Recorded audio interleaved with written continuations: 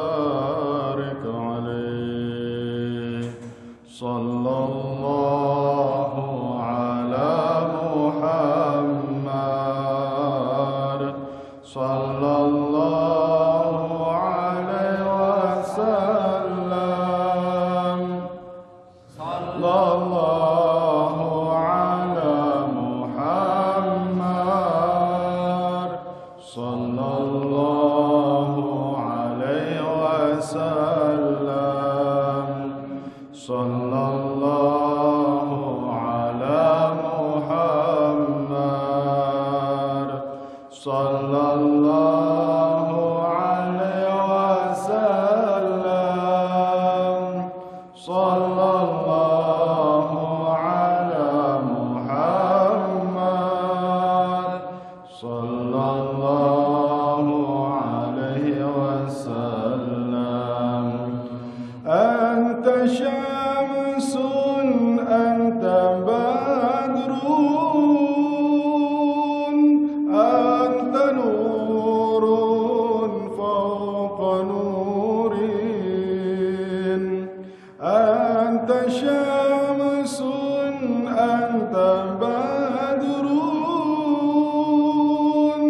أنت نور فوق نور أنت يخسر وغالي أنت مصباح الصدور صلى الله على محمد صلى الله عليه وسلم صلى الله على محمد صلى الله عليه وسلم يا حبيبي يا محمد يا عروس الخافقين يا حبيبي يا محمد يا عروس الخافقين يا مؤيد يا ممجد يا إمام القبلتين صلى الله على محمد صلى الله عليه وسلم صلى الله على محمد صلى الله عليه وسلم اللهم صل وسلم وبارك عليه.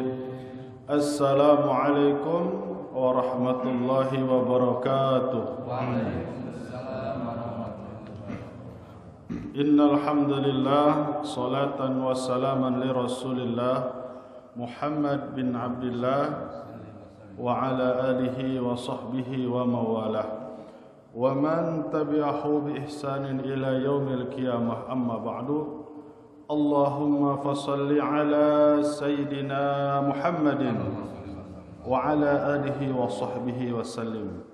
Wa qala Allah ta'ala fil Qur'anil Karim wa huwa asdaqul qailin a'udzu billahi as-sami'il 'alim minasy syaithanir rajim bismillahir rahmanir rahim wa ma yastawil a'ma wal basir walal dhulumati walan nur walau dhillu walal harur. Shadaqallahul azim. Bapak-bapak jamaah Masjid Al-Amin yang sama-sama dicintai oleh Allah, teruntuk Ketua DKM, para pengurus masjid, para asatidz, para imam yang insya Allah semuanya beliau-beliau ini selalu dan selalu dijaga dan dilindungi oleh Allah Subhanahu wa taala. minal aidin wal faidin. Mohon maaf lahir dan batin. Mudah-mudahan jika al-fakir saya sendiri punya kesalahan, dan pasti setiap orang yang banyak ngomong, man kasura kalamuhu kasura khata'uhu. Dari subuh sampai menjelang isyraq ngomong terus kan. Mudah-mudahan pasti man kasura kalamuhu kasura khata'uhu. Kalau yang banyak ngomong pasti itu banyak salahnya. Maka tidak ada yang paling banyak salah kecuali saya. Mudah-mudahan bapak-bapak bisa memaafkan saya. Amin. Jika bapak mungkin ada kesalahan, menurut saya nggak ada ya. Insya Allah baik semua. Sebelum meminta maaf, insya Allah sudah saya maafkan. Mudah-mudahan hati kita selalu dan selalu disatukan oleh Allah Subhanahu wa Ta'ala. Maka ternyata para bapak, orang yang Idul Fitri itu menurut Sayyidina Anas bin Malik diriwayatkan dari Imam Abu Lais, wal kadhimina al-ghayza wal 'afin 'anil nas. Orang yang bisa menahan hawa nafsu dan mudah memaafkan orang lain itu termasuk orang yang sudah Idul Fitri. Ketika dia menjalankan Idul Fitri, sudah beres melaksanakan puasa 1 bulan, cuman di dalam hatinya masih ada dendam. Di dalam hatinya masih ada kesal.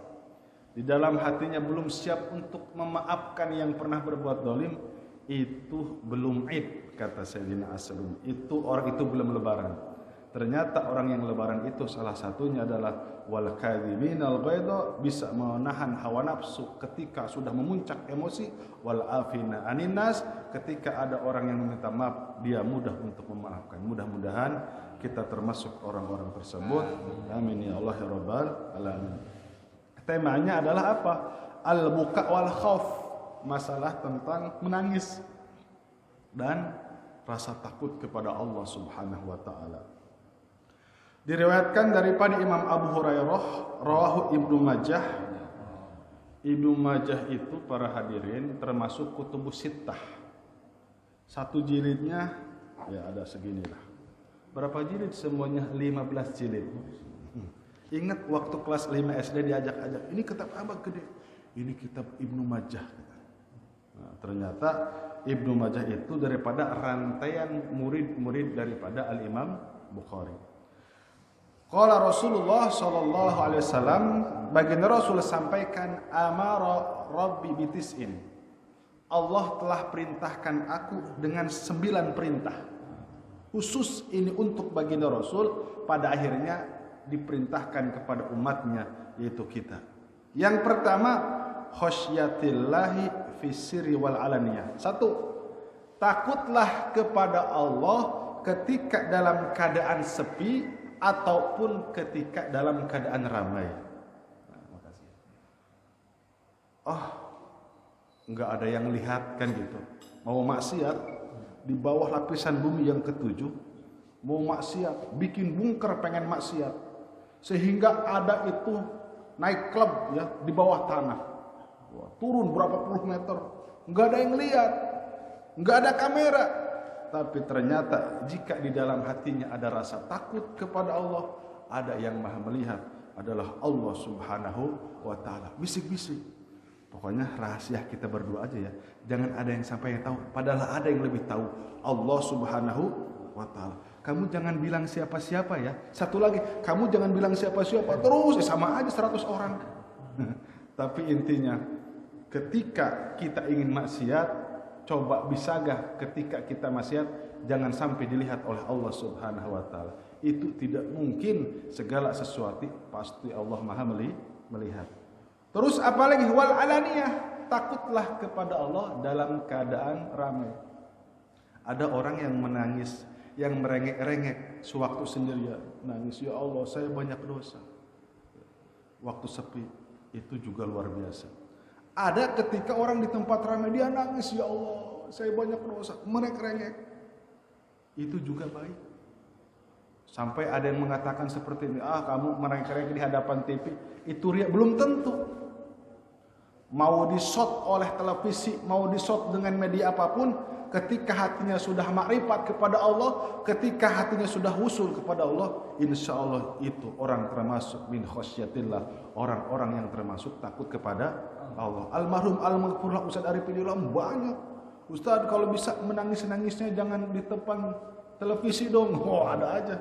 Padahal beliau sepertiga malam nangis-nangis juga di hadapan Allah. Itu bukan berarti pengen dilihat kamera. Memang itu pemberian daripada Allah Subhanahu wa taala.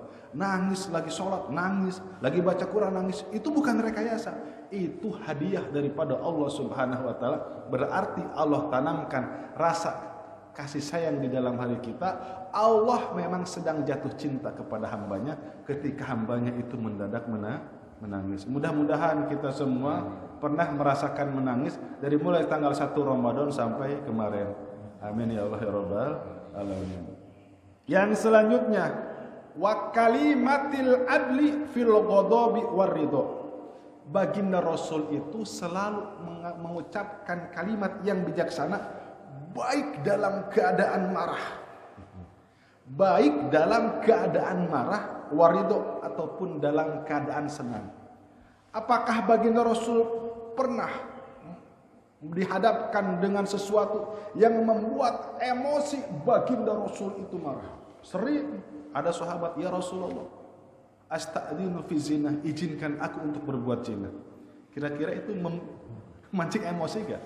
Pak Kiai, saya minta izin, saya mau ke Parung katanya. Contoh, saya pengen berzina, kemana aja gitu ya. Itu kan marah. Sayyidina Umar ada merah wajahnya. Tapi wa kalimatul adli.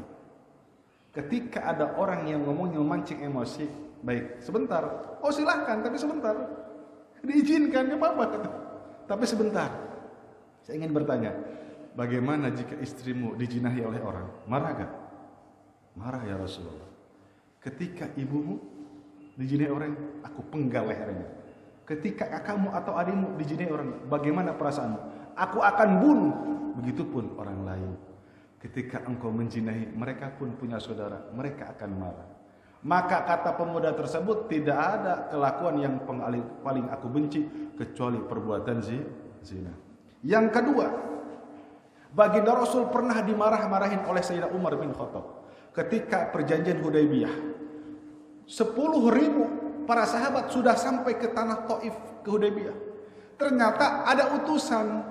Di dalam utusan itu ada perjanjian, kurang lebih ada 10 perjanjian yang semuanya memberatkan kaum Muhajirin dan Ansor. Salah satunya adalah jamaah dari Muhajirin dan Ansor dilarang untuk umroh. Kebayang Pak? Dari Taif ke Mekah tinggal beberapa kilo. Dari Madinah ke Taif, dari Surabaya mungkin ke Bogor, suruh balik lagi. Diterima gak usulan? Diterima, gak apa-apa. Sayyidina Umar sampai ngebentur-benturkan ke tembok, jedot. Kesal, maksudnya mau merah ke baginda Rasul gak enak ya. Dibentur-benturkan, Sayyidina Ali membentur-benturkan, capek, kesal.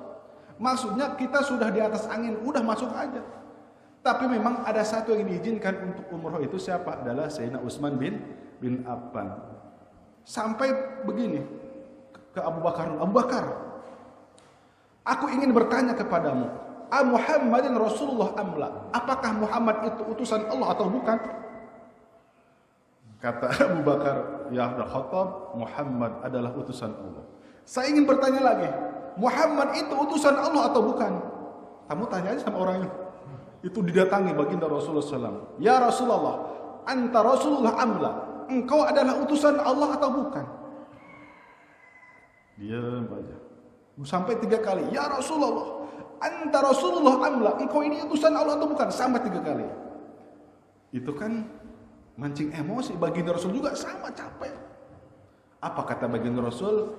Ya ibnul Khattab, ana Nabiullah wa ana Rasulullah. Tenang, wahai ibnul Khattab, aku adalah Nabi Allah dan aku adalah utusan Allah. Ada satu keadaan Sayyidina Umar ngomong terus. Akhirnya baginda Rasul agak tinggi nadanya. Ya ibnul Khattab, uskut ana Rasulullah. Terakhir tuh. Enggak bisa terkontrol.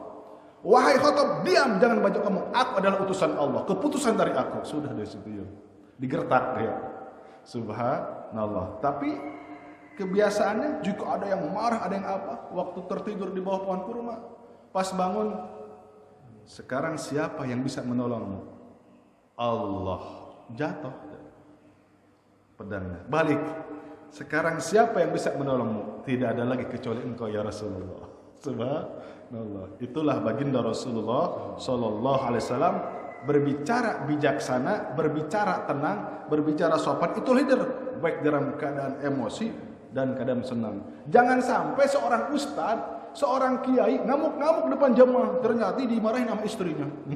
Jangan sampai itu. Santri jadi korban. Ini guru kenapa kok baper amat? Itu kan suka ada pertanyaan bab mutada khobar. Ini nanya salah dikit ya, bacanya yang aturan domah jadi kasroh. Itu juga kan napas dulu, nggak keburu. Itu dirotan sampai 5 menit. Ceprot. Ini salah dikit kok dibantai saya. Oh ternyata ya seperti itu, kayak juga manusia kan, bukan malaikat. Oh mungkin habis dimarahin sama istrinya. Rata-rata kayak sama Ustaz itu takut sama istrinya para bapak. Bukan saya aja. Bukan saya aja. Nah itu subhanallah. Saya sering mergokin. Aduh ini Pak Kiai dimarahin sama istrinya. Lagi ngepel kan. Sepura-pura aja. Biasa itu. Terus dijelasin lagi ngaji para santri. Kalau istri lagi marah tinggalin tidur aja katanya. Itu kadung kepergok sama santrinya. Nah baik. Dan memang di dalam kitab Ukhdul Jin ada. Kayaknya itu yang pengarang kitab juga korban daripada keganasan istrinya. Itu yang ngarang kitab. Ini kayaknya begini. Banyak sekali Allah angkat seseorang menjadi waliullah ketika punya istri yang buruk akhlaknya dan pemarah. Itu ada dalam kitab Ukhdul Jin. Selama dia rumah tangga 15 tahun, setiap hari dimarahin. Tapi ternyata selama 15 tahun si suami tersebut diangkat menjadi waliullah oleh Allah. Mana salah satunya? Setiap dia mengambil kayu bakar, yang ngambil kayu bakarnya adalah seekor macan dan harimau. Macan putih dan harimau dibawa dikawal. Setelah istrinya meninggal, kata temannya, "Aina zaujatuka bisuil akhlak." Bahasa gitu kan orang Arab. Mana istrimu yang buruk akhlak itu? Oh sudah game over. Sudah meninggal. Akhirnya apa yang terjadi? Hari ini Allah sudah cabut kewalian engkau. Jadi pas dia ngambil kayu bakar, setelah punya istri yang baik, yang soleh, dia panggul sendiri. Nah itu ya. Tapi ya doain lah, mudah-mudahan istri kita selalu baik. Yang ada jadi wali enggak, marah iya terus-terusan. Mantan wali ya. Aduh ya Allah. Baik. Wal qasdi fil fakri wal ghina. Baginda Rasulullah SAW diperintahkan oleh Allah jangan alergi kalau bergaul sama siapa aja, sama orang fakir, sama orang kaya. Ketika baginda Rasulullah SAW wa ma'al armilah, baginda Rasul tidak pernah grogi, tidak pernah canggung jika berjalan dengan armilah. Man huwa armilah? Janda tua, bukan janda 17 tahun itu mbak ya. Janda tua. Terus waya'udul janajah, suka melayan orang yang sedang sakit. Terus apalagi wa ma'al fakri wal miskin. Maka ketika baginda Rasulullah SAW pulang daripada Masjid Nabawi, itu nengok ke sebelah kanan, ada anak yang lusuh, seorang fakir, pakai baju kucel. Ditanya, kamu ini sendirian, yang lain itu sedang riang gembira. Ini kan lebaran, kenapa kamu nangis? Kenapa? Aku punya ayah. Inna abana qad mata liyagzu Rasulullah sallallahu alaihi wasallam fisabilillah. Aku ini punya ayah wahai fulan, tapi ayahku mati gara-gara dibawa perang oleh Rasulullah sallallahu alaihi wasallam. Enggak tahu, yang bertanya adalah baginda Rasulullah. Oh begitu. Fa akhadha biyadayya. Bagaimana baginda Rasul memperlakukan orang fakir? Dibisikkan, wahai fulan mau enggak? Inna aba'aka Muhammadan wa umma Aisyatan wa ammata Fatimatan wa ammaka Aliyan wa akhaina Hasan wal Husain. Bagaimana jika aku tawarkan, jika Muhammad adalah ayahmu, Siti Aisyah ibumu, Siti Fatimah bibimu, Hasan Husain saudaramu, terus Sayyidina Ali pamanmu. Ternyata yang berbicara adalah baginda Rasulullah sallallahu alaihi wasallam. Bagaimana? Afala afrah, bagaimana aku tidak senang? Aku mau, maka langsung dibawa. Dimandikan, apalagi dimandikan, dipakaikan bagus. Apa yang terjadi? Disuruh main. Kalau ada yang nanya siapa ayahmu, sampaikan aja Muhammad. Subhanallah. Pas lagi main-main, berbalik keadaan. Loh, kok tadi ini kucel pakainya, sekarang bagus. Tadi nangis, sekarang bahagia. Ditanya, ditamperin. Kenapa kamu kayak gini? Afala afrahu, bagaimana aku tidak senang? Inna abana Rasulullah, aku punya bapak Rasulullah. Wa inna ammi, sepunya ummi, aku punya ibu adalah Siti Aisyah. Wa inna ammati, aku punya bibi adalah Siti Fatimah. Wa inna ammi, aku punya paman adalah Sayyidina Ali. Langsung semuanya menangis. Ya laitani qad matta abi liyagju Rasulullah sallallahu alaihi wasallam. Ya Allah, matikan ayahku. Matikan ayahku di jalan agama Allah Subhanahu wa taala. Aku menginginkan menjadi putra daripada baginda Rasulullah sallallahu alaihi wasallam. Ketemu bapaknya digebukin tuh ya. Itu maksudnya apa? Saking cinta-cintanya kepada baginda Rasulullah sallallahu alaihi wasallam. Wa an asila man qata'ani. Baginda Rasul itu suka menyambung kepada orang yang memutus tali silaturahmi. Siapa emang? Abu Lahab nih yang memutus tali silaturahmi, pamannya, adik daripada ayahnya. Abu Lahab itu punya bapak namanya Abdullah. Abdullah punya adik namanya Abi Thalib. Abu Lahab, terus Ja'far bin Abi Thalib, Hamzah, ya, Atikah, banyak ya. Salah satunya Abu Lahab. Tapi Abu Lahab memang sudah niat ingin memutuskan tali silaturahmi. Mana buktinya? Setiap baginda Rasul dakwah diikuti dari belakang. Abu Lahab itu ganteng, Pak. Rambutnya belah dua. Jadi kalau ada rambut yang belah dua dulu itu, ya model itu kali ya. Diikuti, matanya biru, ganteng Abu Lahab itu, ya keturunan Quraisy. Tapi setelah berbalik, langsung ngomong lagi tuh, kamu jangan dengerin keponakan saya. Innahu lamajnun, gila. Sihir, dia tuh tukang sihir. Tetap baginda Rasul datang lagi. Datang ke rumah Abu Jahal hampir 100 kali. Jadi kalau mau ke Masjidil Haram mampir dulu ke rumah Abu Jahal. Apa? Yang pertama pas keluar mintu, yang keluar pas air ludah, diludahin. Tapi tiap hari datang lagi. 99 cacian maki, baginda Rasul enggak bosan. Wa an asilaman qata'ani. Yang puncaknya ketika kaum Taif melempari batu sehingga dari mulai ujung rambut, Bapak kalau pengen tahu itu dibuka peci darah. Kayak gimana coba?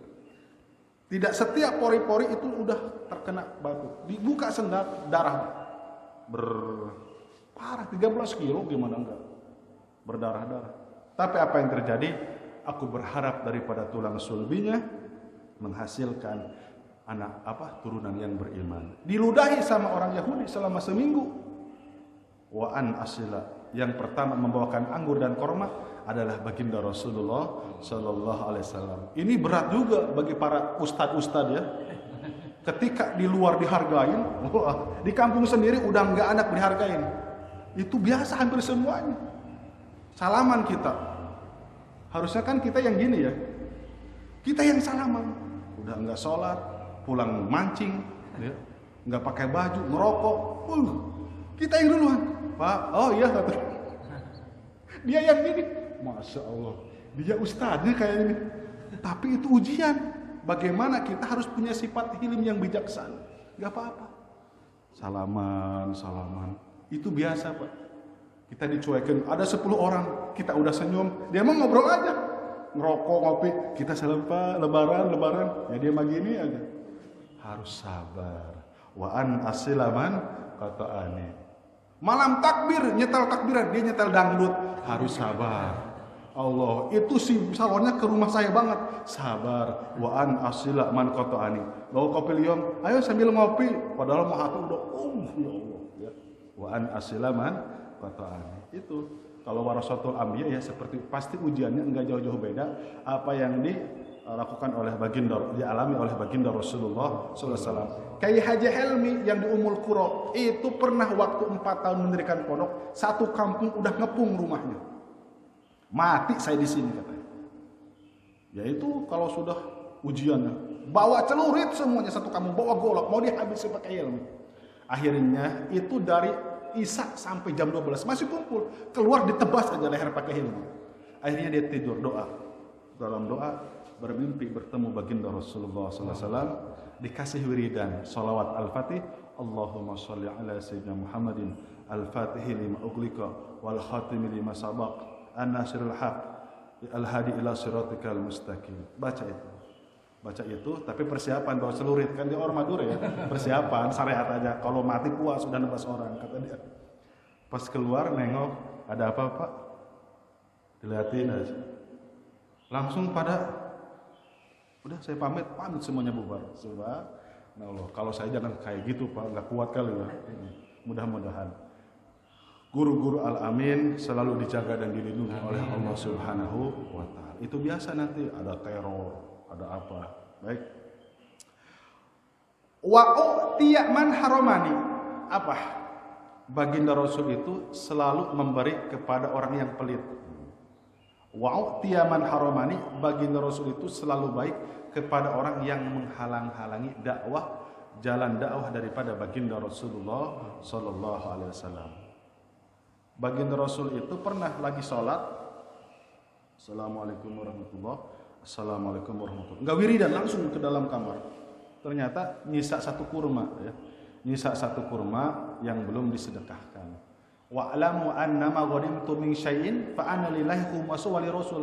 Baginda Rasul itu 1/5, Pak. Itu 5 kilo emas kalau pengen. Harta ghanimah 5 kilo emas. Itu milik baginda Rasul. Itu kalau dibawa ke rumah ya boleh.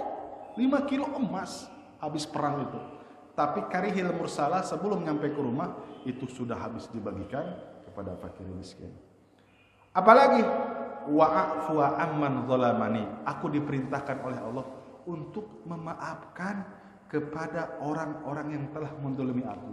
Nabi Yusuf itu Pak, waktu datang itu kakak-kakaknya pas dibuka, ana Yusuf wa ana akhir qamanallahu alaina.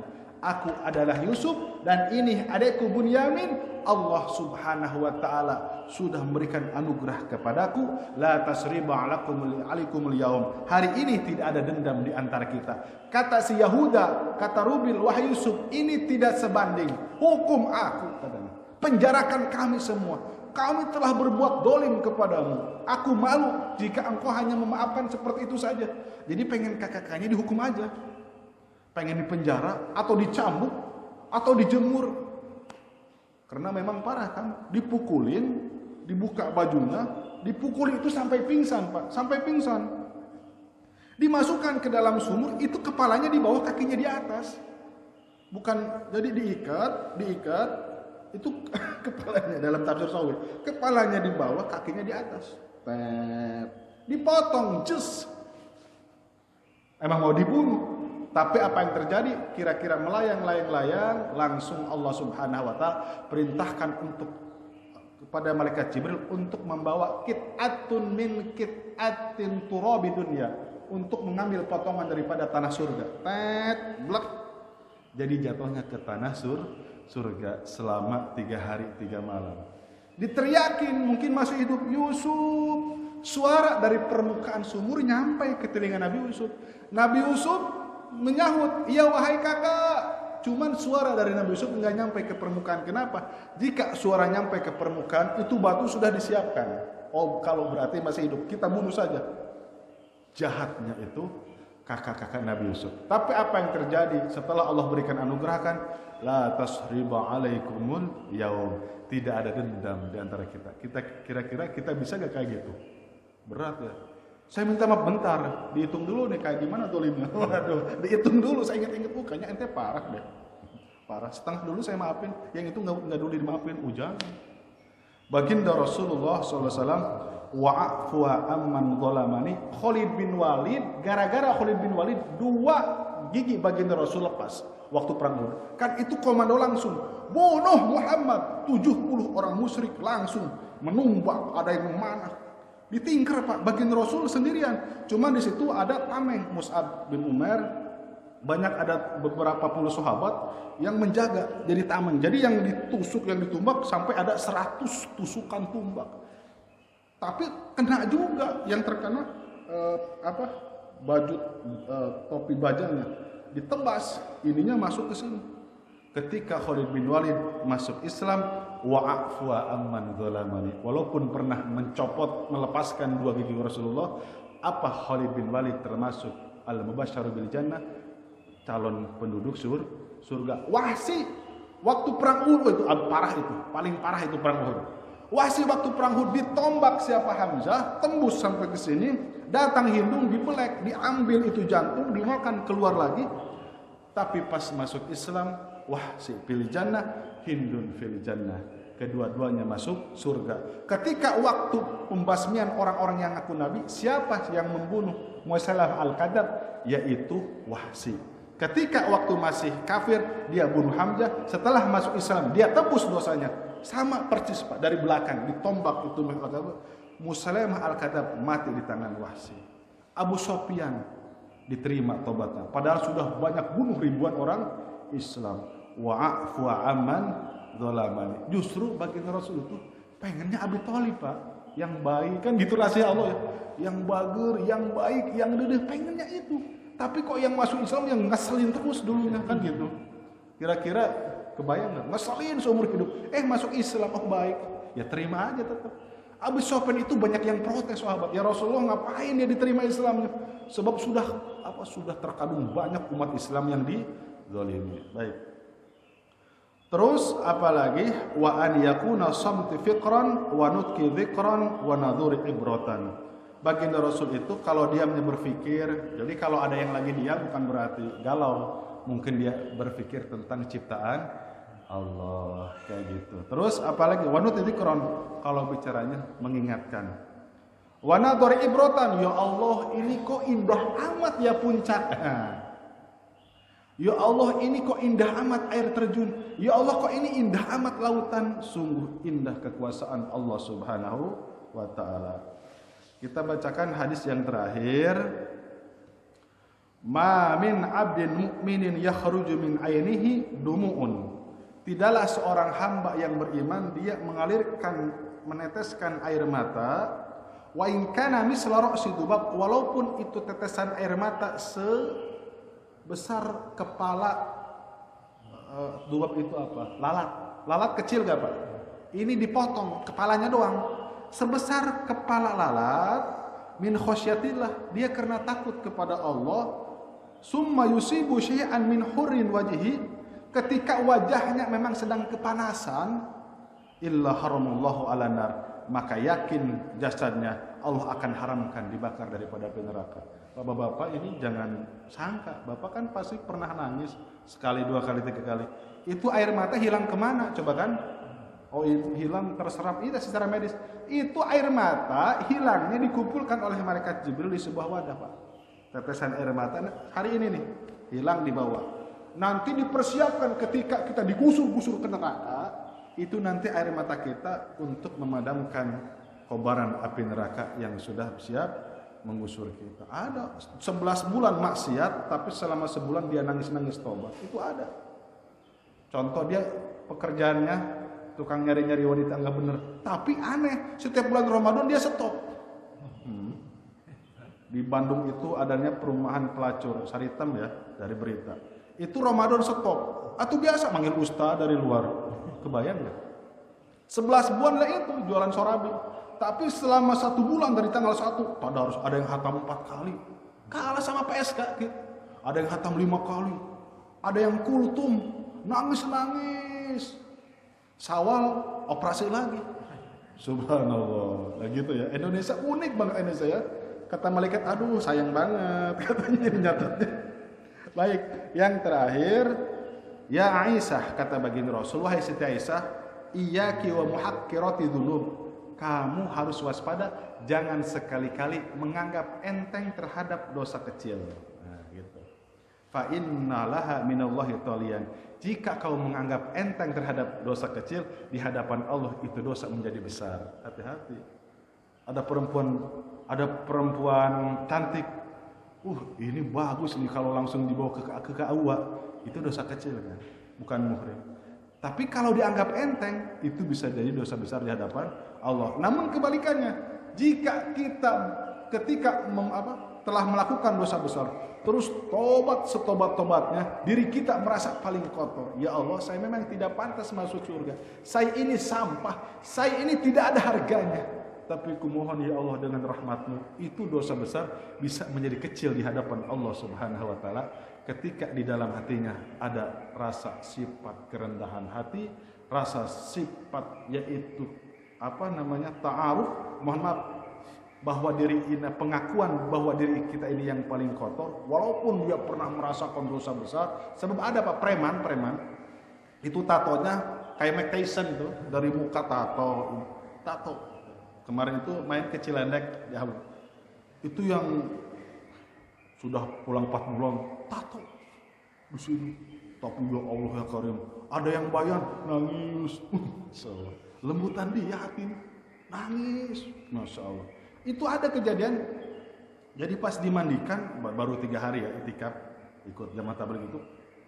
Pas dimandikan kok wangi. Terus ini tatonya ikut hilang pas dimandikan. Ikut hilang semuanya, ikut ke bawah air. Terus wangi. Padahal tobatnya baru 3 hari. Oh memang Allah terima tobatnya. Subhanallah. Jadi jangan mendikte. Aduh ente tobat 3 hari mah tuh. Sayang malaikat keenakan ente. Enggak. Bukan kita yang mendikte. Allah Subhanahu wa taala itu yang mau. Subhanallah. Mudah-mudahan Bapak-bapak kita semua yang hadir di sini mati dalam keadaan husnul khatimah. Mudah-mudahan ada manfaatnya. Mohon maaf atas segala kesalahan dan kekurangan. Kita tutup dengan kifarat majlis. Subhanallah wa bihamdihi, subhanakallahumma wa bihamdika, asyhadu an la ilaha illa anta, astaghfiruka wa atubu ilaik. Assalamualaikum warahmatullahi wabarakatuh.